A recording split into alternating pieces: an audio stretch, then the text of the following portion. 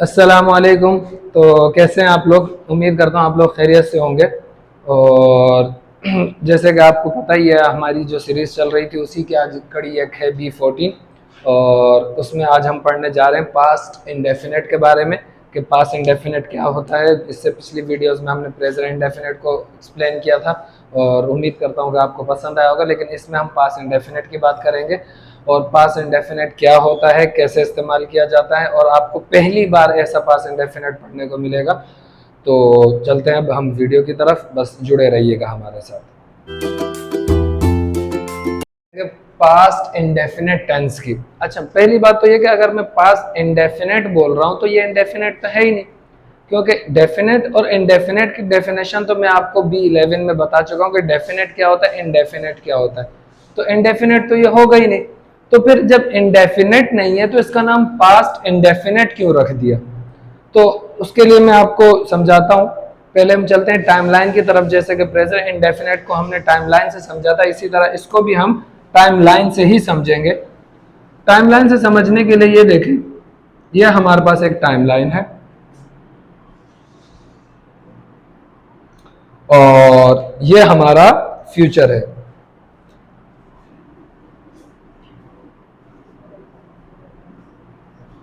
Future और ये हमारा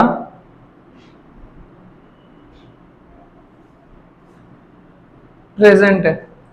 अब इससे प्रेजेंट से पहले जो भी काम होगा वो तो श्योर होगा, श्योरिटी होगी उसमें, डेफिनेट होगा वो काम, क्योंकि जो भी काम हुआ है वो तो हमें पता है कि काम हुआ है।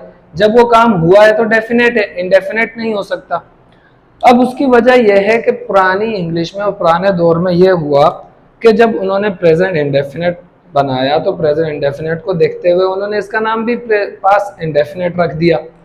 अब जो लैंग्वेज वाले हैं या फिर जो ग्रामरियन है वो काम करते रहते हैं, आहिस्ता आहिस्ता हर चीज़ पर काम करते हैं।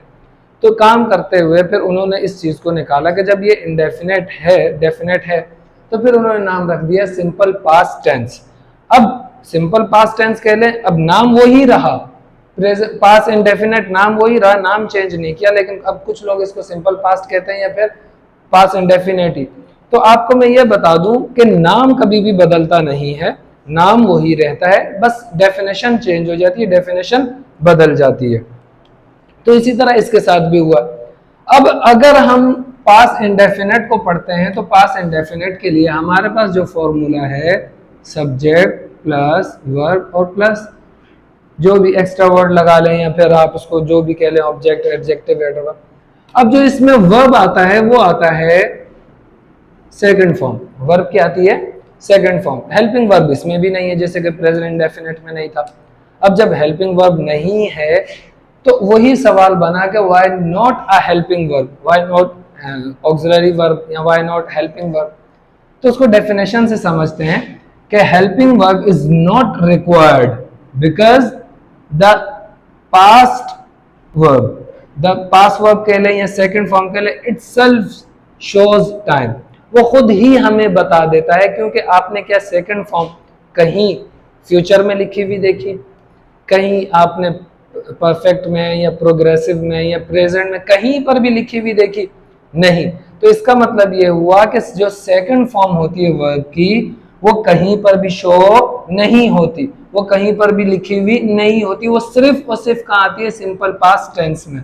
तो इसीलिए हमने हेल्पिंग वर्ब यूज नहीं किया, क्योंकि वो खुद बता देता है टाइम एंड सिचुएशन के बारे में।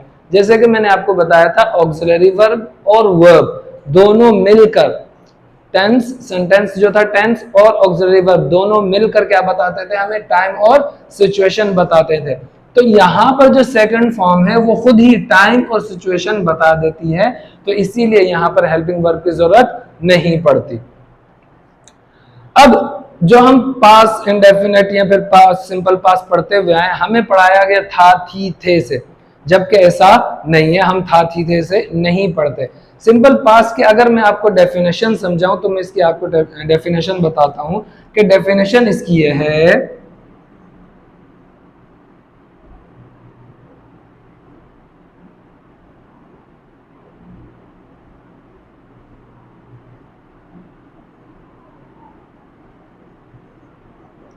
एन एक्शन बिफोर प्रेजेंट, कोई भी ऐसा एक्शन, सिंगल एक्शन हुआ हो लेकिन किससे पहले, प्रेजेंट से पहले, ये हम प्रेजेंट है। अब वो काम चाहे यहां हुआ, यहां हुआ, यहां हुआ, यहां या फिर यहां, काम कभी भी हुआ, भले आज काम हुआ, आज से पहले हुआ, साल पहले हुआ, 10 साल पहले हुआ, 100 साल पहले हुआ, बस काम हुआ, वो सारा का सारा क्या होगा, पास्ट होगा। एग्जाम्पल से समझाता हूं मैं आपको, जैसे कि मैं कहता हूं कि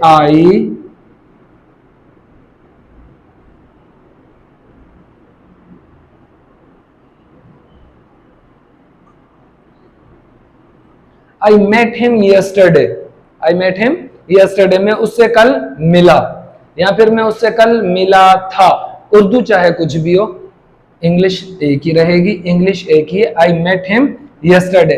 अब तक आपको ये नहीं समझ में आया होगा कि सिंपल पास्ट कहना क्या चाह रहा है, डेफिनेशन क्या है।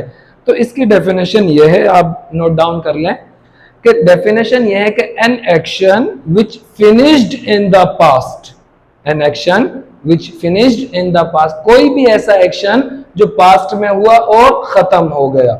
बट एक चीज यहां पर अभी भी है कि एक्शन तो हुआ लेकिन पास्ट में खत्म भी हो गया, खत्म हो गया लेकिन वो रिपीटेड नहीं था, सिंगल एक्शन था, रिपीटेड नहीं हुआ, वो रिपीट नहीं हुआ। अगर रिपीटेड है, अगर रिपीट हुआ तो फिर वो सिंपल पास्ट नहीं रहेगा। जैसे कि आई मेट हिम यस्टरडे, मैं उससे कल मिला या मैं उससे कल मिला था, बात एक ही है, लेकिन अब मैं यहां ये नहीं कह सकता कि मैं उससे मिलता था। जैसे ही मैं कहूंगा मिलता था तो ये मेरा पास्ट का एक्शन तो होगा लेकिन रिपीट हो जाएगा।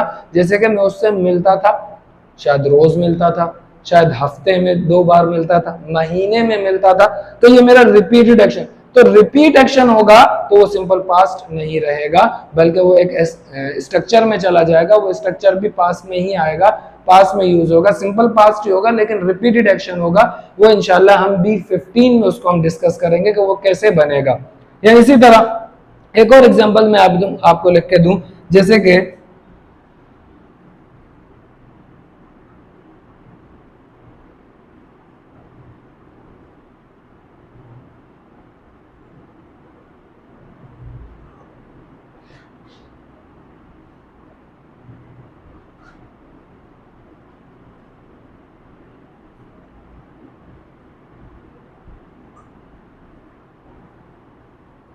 The Muslims migrated to Medina in AD 622, कि मुसलमानों ने हिजरत की मदीना की तरफ कब, 622 ईस्वी में। अब 600 ये काम कब हुआ, 1500-1400 साल पहले हुआ, 1400 साल पहले। अब वो काम मैंने आपको जैसे बताया कि पास्ट होगा, भले वो कल का हो, साल का हो, 100 साल का हो, 200 साल का हो या 1000 साल पहले हो, लेकिन अगर हम सिंपल पास्ट की बात करेंगे तो सिंपल पास्ट हमेशा बात करेगा वो काम, an action before present, before present 1 second भी गुजरा वो पास्ट है हमारा, 1 सेकंड भी गया वो पास्ट हो गया। अब वो जितना भी पुराना होता जाएगा पास्ट तो होगा, लेकिन सिंगल एक्शन की बात करेगा कि मुसलमानों ने हिजरत की कितनी बार की, 1 बार की बस। हाँ, अगर मैं बोलूं मुसलमान हिजरत करते थे तो बार बार होगा, रिपीट होगा। जब रिपीट होगा तो वो सिंपल पास्ट टेंस नहीं रहेगा, बल्कि वो स्ट्रक्चर में चला जाएगा। वो कौन सा स्ट्रक्चर है वो इंशाल्लाह हम B15 में इसको हम फिर पढ़ेंगे। तो उम्मीद करता हूँ आपको सिंपल पास्ट या फिर पास्ट इंडेफिनिट समझ में आया होगा। तो इंशाल्लाह बहुत जल्द मिलेंगे हम B15 में, तब तक अपना ख्याल रखिएगा।